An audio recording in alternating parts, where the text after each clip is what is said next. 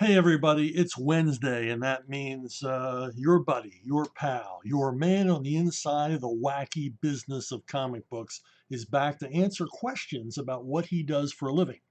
And what I do for a living is I write comic books. And got some terrific questions, got a lot of support from you folks. All I ask you to do is um, share our little secret here our, our little show. Share it with anybody that you think might be interested in watching, might be interested in comic book trivia, comic book history, or the opinions of a very opinionated comic book writer. Uh, because I want to build a subscription list. We're getting close to 2,000. And apparently, once you reach 2,000, it's a whole new world. New vistas and horizons will open up for all of us. If you have questions for me, send them to brunobookstore@gmail.com. brunobookstore@gmail.com. It's the best way to reach me. I look at them every day and make sure I don't miss any of your wonderful questions. I'm going to take a sip of herbal tea now. Hold on. Ah, herby. Okay. Jay Helms says, in writing for Batman, how do you decide what is too dark, too challenging, too unlikable, etc.? Well, I think you can go too dark. I don't like dark stuff. I don't like the word dark when it applied to comics, or its nasty little cousin, gritty. Two words that are way overused, concepts that are way overused, and I think that Batman went way over the top long ago. Um, Batman is, after all, need I remind you once again, a wish fulfillment fantasy for children. That's how it began. You take anything beyond that, really. I mean, you can do solid crime stories featuring Batman that appeal to both juveniles and adults. Got no problem with that.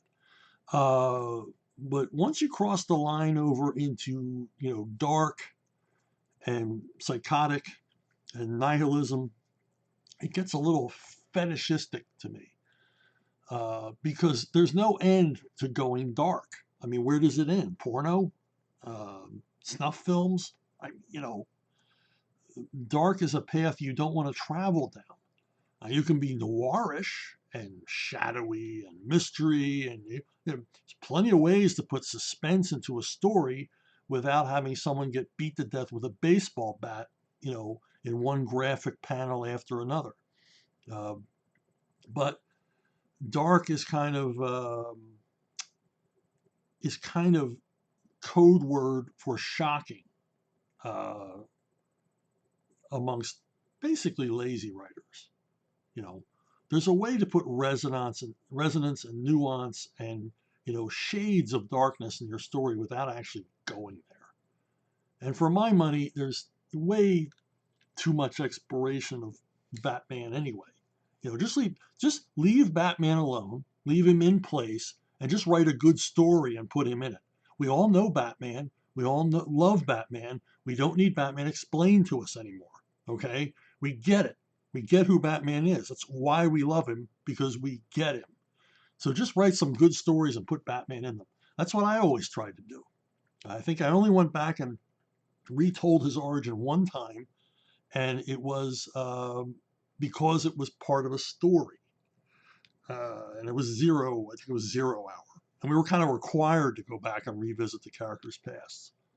And I got to fix something that always bothered me in Batman continuity, and I'm sure it's been retrofitted once again to restore it to where it was. Anyway, I I I'm off on a tangent. Okay, Comics Gatekeeper. I'm a fledgling comic book writer working on my second book. Any advice on making a comic book flow from panel to panel? Well, as a writer, you just got to give your artist all the information they need. And of course, imagery and also dialogue helps the panels flow. And let's not forget narration captions. There's nothing wrong with a, meanwhile kind of caption. And I don't mean literally a meanwhile caption, but a caption to let the reader know that the place and time have changed. Some time has progressed, or we're in a different part of Gotham, or we're on another planet. Just to let the reader know what the heck is happening in the story. But there's only so much the writer can do because this is a visual medium to make the panel flow one to the other. That's really the artist's job. And I'm going to give you an excellent example here from Graham Nolan's most recent project, Alien Alamo, his independent project. Graham is having an enormous amount of success crowdfunding through Indiegogo, crowdfunding his own projects. I envy him the creative freedom that he's worked so hard to achieve here with these projects like Alien Alamo and Chinoo and Monster Island. Anyway, here's a page, and it's a relatively simple page, but Graham shows us how to make the panels flow. Okay, we have an establishment panel. It shows scale. We're in a rural, mountainous area. There's a figure and a dog in the foreground, and there's lots of negative space. And that negative space is the sky, okay, surrounding these characters. So the characters are isolated. They're alone. There's no one with them. It's nighttime. That's obvious from the shadows. We don't even need color to know that it's nighttime. And the sky seems to be the focus in this panel. And in the next panel, we're going to move down the page here. It's a boy and his dog. And they're looking at the sky. They're looking at what we just saw, okay? And then we go to this close-up panel of the boy, and he is delighted and surprised by something that he sees in the sky. And now, in both of these panels, our eyes are led to the upper part of the panel. We're following his gaze. And then at the bottom of the page is what they're looking at, the sky. And there's meteorites falling. And look how what he's done here. He's eliminated any other background element except the sky itself and the meteorites. And the foreground element, or what we call an extreme foreground element, is the boy and the dog. So we're joining them from their point of view, and we're seeing what they're seeing.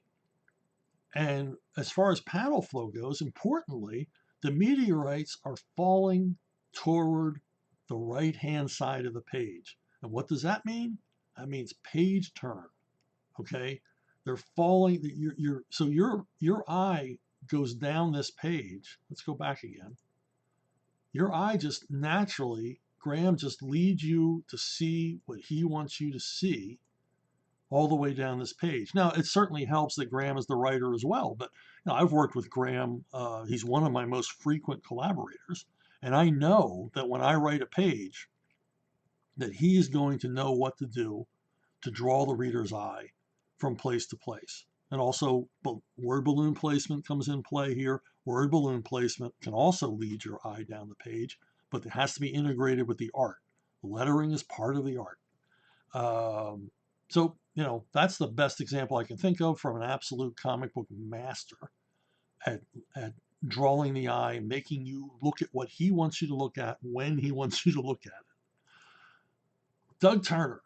Have you ever considered writing analog versions of the big two characters since, one, they won't let you play in their toy box, and two, the current versions are selling in all-time low numbers? Well, I got to play in their toy box for quite a while. I mean, over a decade on Batman and lots of Punisher projects and a long run on Conan. So I got to play in the toy box for a while. Yeah, I'm not welcome back anymore. I mean, anybody that says the blacklist is a myth is spreading a myth of their own. There is a blacklist or a red list or whatever you want to call it. And I am on it at the big two. I rarely ever get work from them. And I think when I do get work from them, it's from an editor who hasn't been informed that I am persona non grata. I wonder how many editors have been called on the carpet for hiring Chuck Dixon to write something for them in recent years. But anyway, you know, these characters like Batman and Superman and everything else, they're lightning in a bottle. Um, Most of our great comic book characters were created out of like adolescent angst or adolescent enthusiasm, and that's hard to replicate. And I can't tell you how many times publishers have said to me, "Hey, could you make us our own Captain America or our own Spider-Man?" Like kind of like those characters, but not. And I always shy away from that. I don't want to do that. I don't want to create a faux character. And I mean, Marvel's tried to create a faux Batman, twice. I mean, they have two phony Batmans in their repertoire, and DC's tried to imitate the Punisher a number of times, and they've tried to turn the Blue Beetle into Spider-Man, and it doesn't work. And while all this is going on, the companies themselves are doing everything they can to dilute, the characters they own by creating all these different versions of the basic character. And I think, that harms the brand. I mean, they're doing it to themselves. They're sort of making their own properties, less appealing by coming up with, imitations, paler imitations of the originals. So I prefer myself to create brand new characters. If I'm going to write superheroes, I'm going to create my own superheroes, and they're not going to be based on Superman or Batman or Spider-Man or Wolverine or Wonder Woman or whatever. They're going to be, characters I create from whole cloth, uh, and that's uh, a more sure way to success than imitating something that's gone before. Because readers know it's like this is kind of a knockoff of the Hulk. This is kind of a you know a dollar store version of the X-Men. I mean, I'm just not interested. And if I'm going to explore the superhero genre, I'm going to explore you know a different avenue than simply cloning what's come before. Because quite frankly, it'd be boring to write. Now, Shade is a character, and this isn't Shade. This is King Ace. You can follow King Ace now in a series called Avalon. If you go to ArcTunes, you can read it for free. You can also read Shade for free. Shade is my version of Batman if Batman was an aristocratic European prick. I mean, just a totally unlikable guy. And to me, that was fun. Now, I'm not trying to create or recreate Batman. I'm sort of having fun with the Batman mythos by recasting him as a Eurotrash elitist. So, and you can read Shade as well at ArcTunes for free. Neil Matthews, Chuck, in your Punisher run, you had Frank Castle always have a blind spot or a vulnerability to seeing women as enemies. Why, please?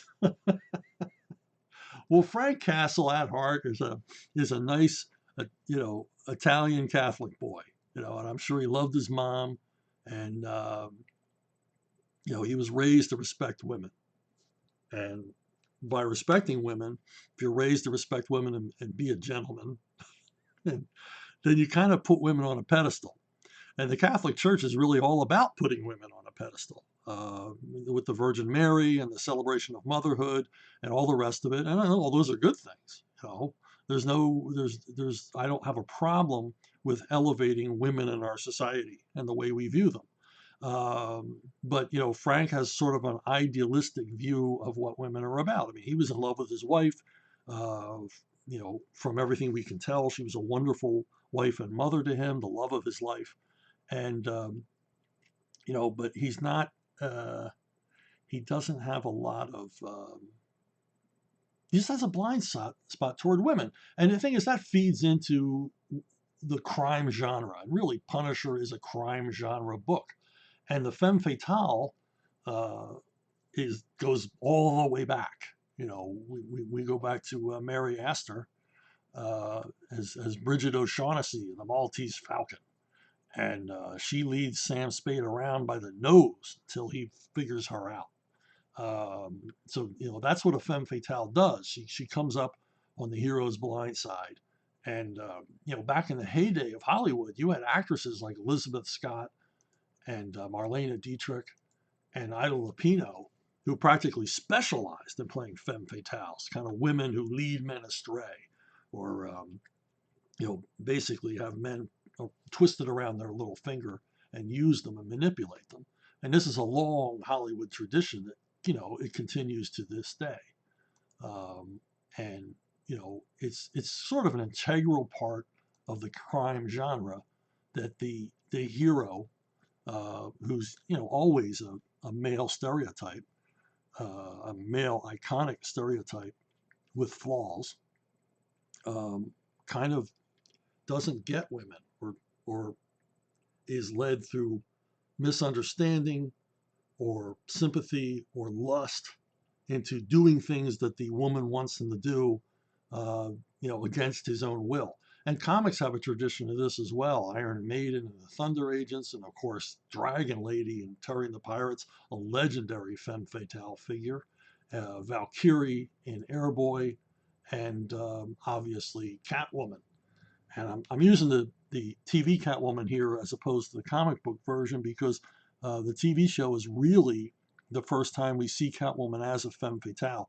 In the comics, prior to the television show rebooting her, or um, you know, constructing more of a personality for her, Catwoman was just a female villainess, with a whip and cats, and really wasn't uh, a, a sexually alluring character for Batman. She wasn't a seductress. The TV show recasts Catwoman, but without changing anything from the comic book characterization, but recasts her as a temptress, a seductress, a Jezebel. And I mean, that portrayal remains to this day. Now, Frank's run into any number of women that sort of, had a lot of surprises in store for him. Key among these was Rosalie Carbone in the first arc of uh, Punisher Warzone.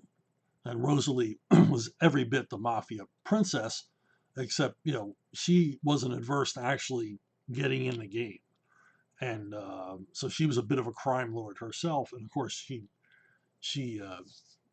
you know, she runs Frank Castle ragged every time they meet, because, he doesn't get women, or he's willing to excuse their behavior until, he can't anymore. So, it's like, a lot of us are stupid and will fool ourselves about the women in our lives sometimes. Not all of them, obviously, but you run into a woman now and then, and you're giving them slack and giving them slack, and they got a whole different agenda. They're running a different game, and we're stupid men, and we'll we'll go along with it until we're either dead, or you know somebody proves it to us. Somebody sits us down, has a long talk with us, says, "Hey, she's no good." It's a frequent dialogue exchange in film noir movies.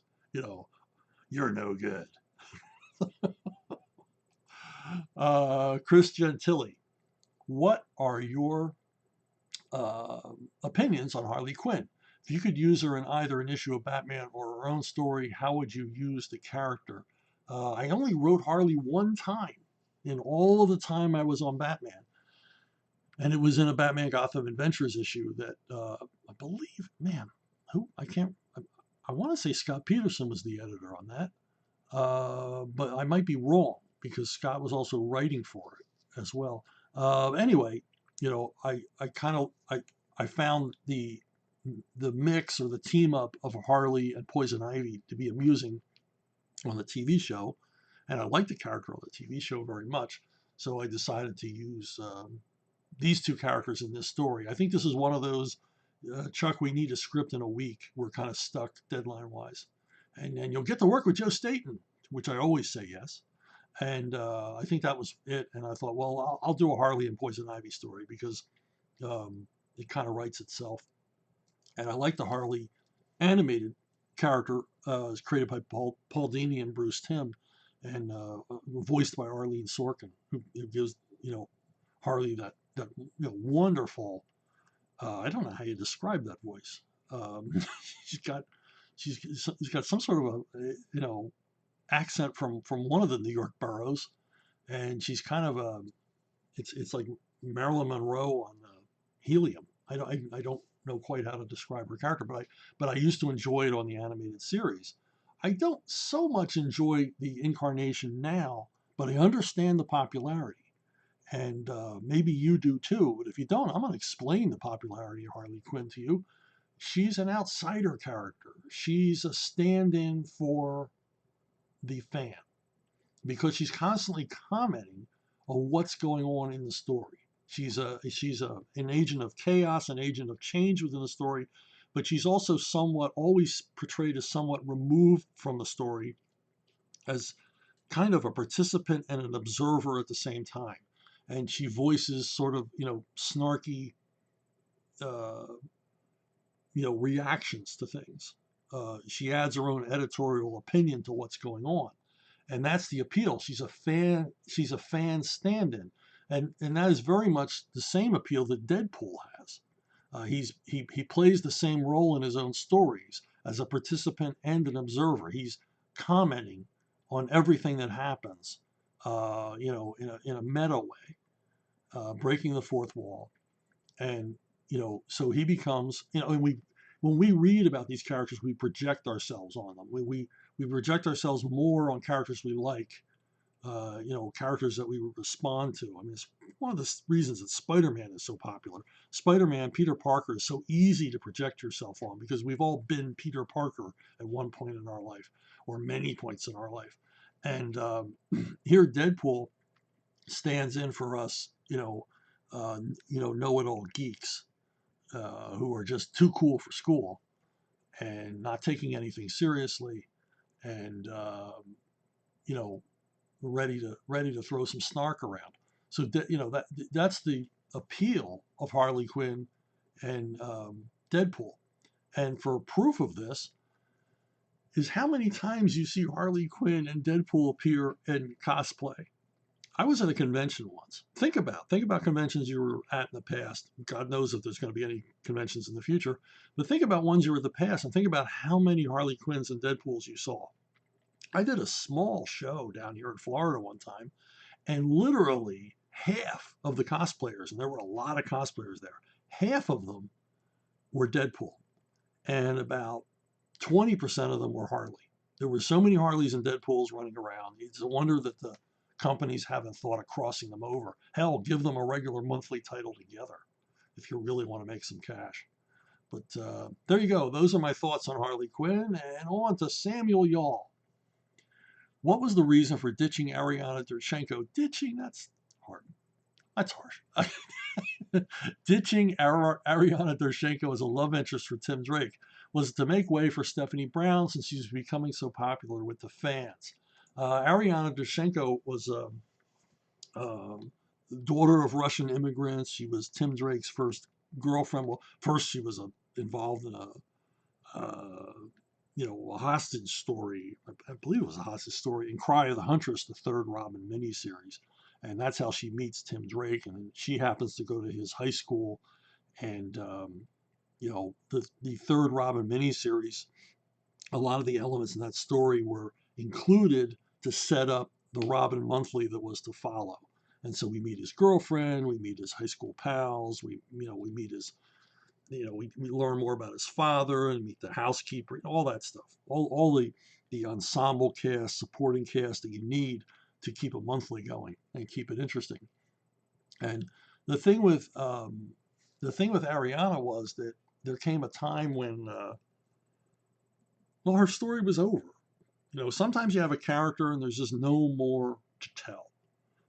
Anybody remember Sarah Essen, who was married to Commissioner Gordon? We killed her off in the Batman series because her story was over. She was just becoming a sort of ancillary character that we were having problems including in the stories, and we thought it might be better to have Jim as a widow. Turn him back to the status we were most familiar with, which is he had no home life. He was just a cop all the time. And so because Sarah simply had no more, fuel in the tank as a character, we killed her. Now, I wasn't about to kill Ariana.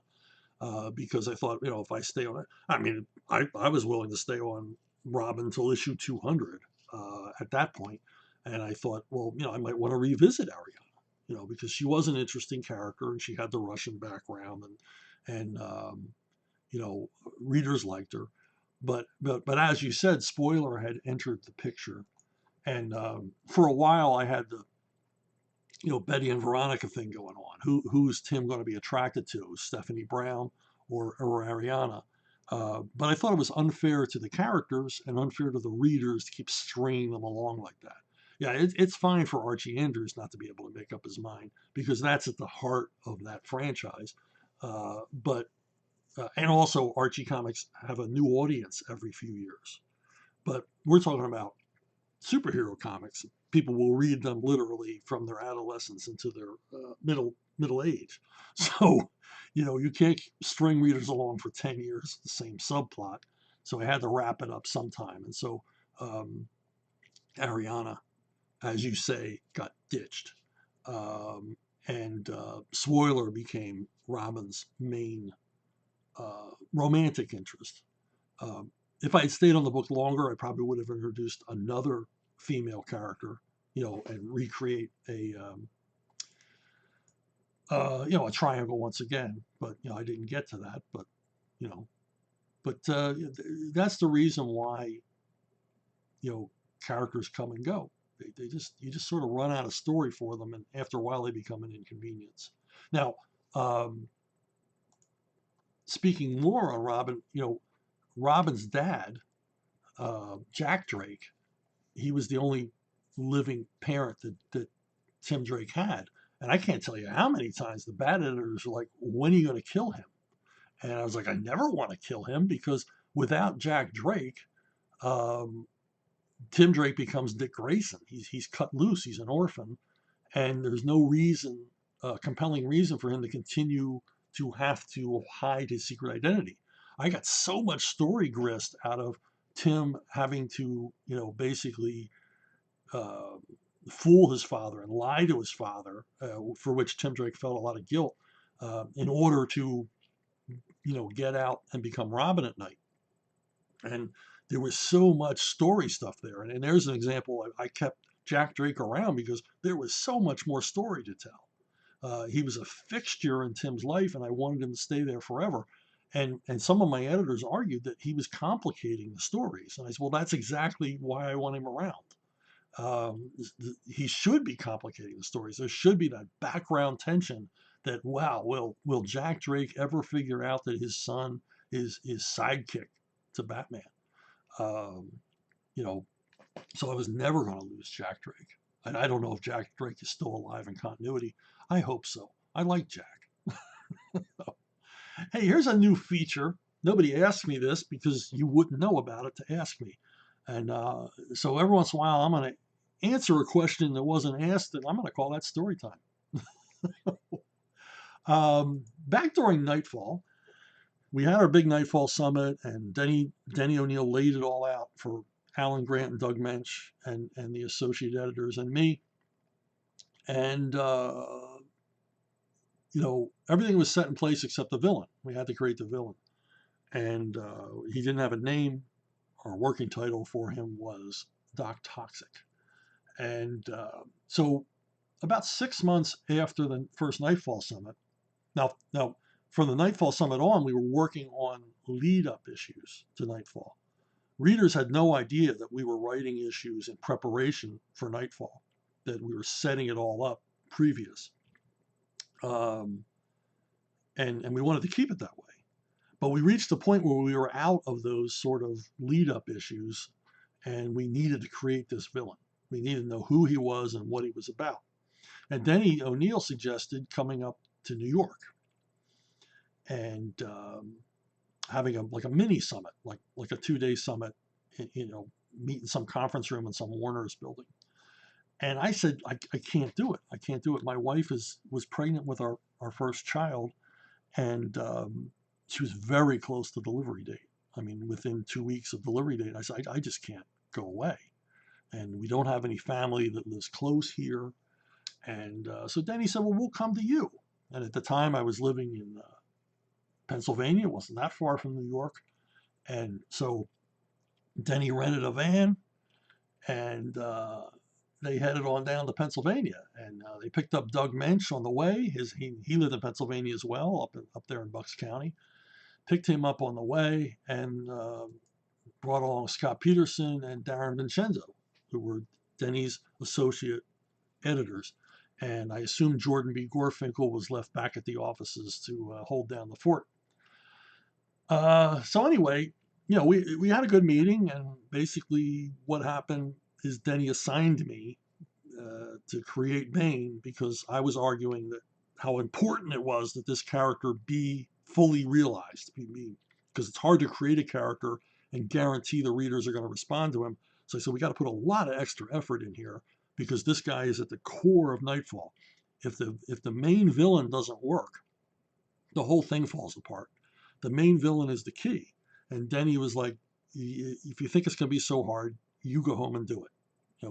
He kind of got the impression that I was going to sweat it, and I did. But so anyway, but it was a nice summit, and we discussed a lot of other things, and also, as you do when comic book people meet, we went out to dinner on the company's dime, dinners and lunches and all the rest of it. And because I was the local, I said, I was the one to suggest all the restaurants.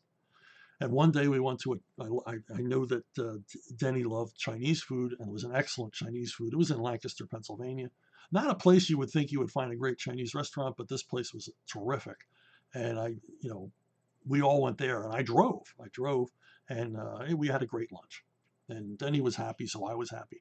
And but on the way to it, we passed this comic shop. This comic shop I'd never been to, and it was like a little standalone comic shop in a neighborhood.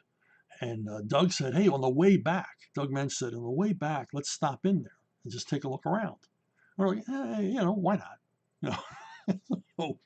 So after lunch, driving back to the hotel where we were holding our conference, we stopped by this little pokey little comic shop in Lancaster, Pennsylvania.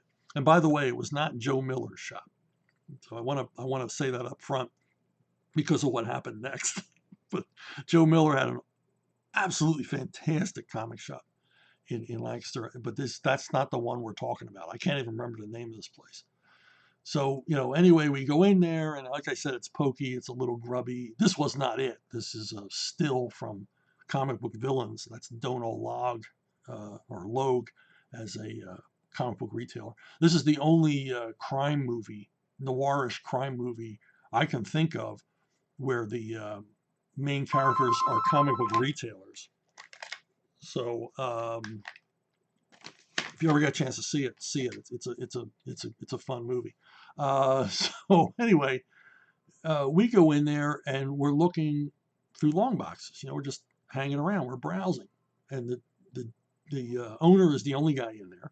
He's behind the counter doing whatever he's doing, and he doesn't seem curious at all why 5 grown men that he's never seen before have suddenly shown up in his comic shop in the middle of a weekday. He's got zero curiosity about it. And it turns out, he's one of those comic book dealers, highly opinionated, a little bit, abrasive. So Doug Mensch, who can be a bit of a prickly pear, Doug Mensch is a character. He goes over and chats him up, starts talking to the comic store owner, and he says, how long you been in business? A little small talk till he gets to the jugular vein. Finally, Doug says, "So what do you think? What do you think about what they're doing with the Batman books?" Well, this guy goes off on a rant about how they're ruining Batman, and they should have someone else doing them, and it's all the wrong direction, it's all the wrong ideas, and they should be doing this and they should be doing that, but they're just going to ruin Batman, and blah blah blah blah blah. That's when Doug tells him, hey, let me introduce you to my friends. He says, that's Denny O'Neil, Batman group editor. That's Chuck Dixon. He's writing Detective Comics. That's Scott Peterson and Darren Vincenzo, associate editors, and I'm Doug Mensch. I write Batman. And this guy, if it was possible to will yourself to the surface of the moon, this guy would have done it. I mean, he physically shrank about 6 inches and just he started quantifying and excusing himself and justifying what he just said and just trying to basically weasel out of, you know, this extended, uninformed diatribe that he had dumped on us. But that was kind of sweet. And I like comic book retailers. I don't dislike comic book retailers. I've met some extraordinarily smart people in this business, and it's a tough business. It's a tough business. But every once in a while, you run into that know-it-all, and it's always great to see a know-it-all get shot down. Because usually know-it-alls really don't know it all. Anyway, hey, over at ArcTunes, we're doing some wild stuff. My series Something Big has dropped with Frank Fosco. I'm very excited about it. It's a free comic book service, free digital high-res comic book service. There are dozens and dozens of titles. There are brand new comics every single day on this site. And did I say it's free? It's free. It's free. It's high-res. And it's going to be an app soon. But right now, you can read it on your tablet. You can read it on your Kindle. You can read it on your freaking big screen TV in your living room because it's 1080 resolution, crystal clear, even on a big screen. So I'm asking you to check it out. And if you like it, think about going to Patreon and hunting up Arcaven and contributing to the Chuck Dixon Slush Fund. $1, $3, $5. It helps me out. It helps me create new material for ArcTunes. Basically, what it does is it pays the artists. It gives me the funds to pay the artists. Maybe someday it'll even pay me. Who knows? But so there you go. That's it for this week. That's it for Ask Chuck Dixon. I'll see you next week. Thanks for watching. Thanks for listening. And I'll see you all down the road.